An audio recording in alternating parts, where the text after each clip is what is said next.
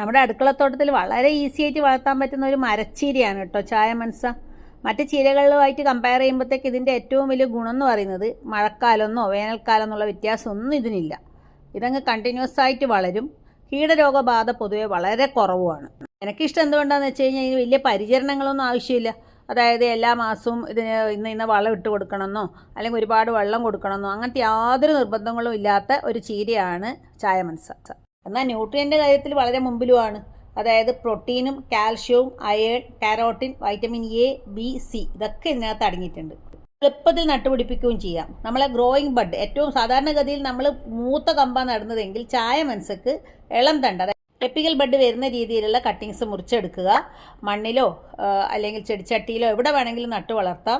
കുറച്ച് വെയിൽ കിട്ടണമെന്ന് മാത്രം. ഇത് ഡൈജഷനും അതേപോലെ തന്നെ ഡയബറ്റിക് കൺട്രോൾ ചെയ്യുന്നതിനൊക്കെ സഹായിക്കും എന്നാണ് പറയുന്നത്. ഇതൊരു മെക്സിക്കൻ ചീര എന്നും പേരുണ്ട് കേട്ടോ.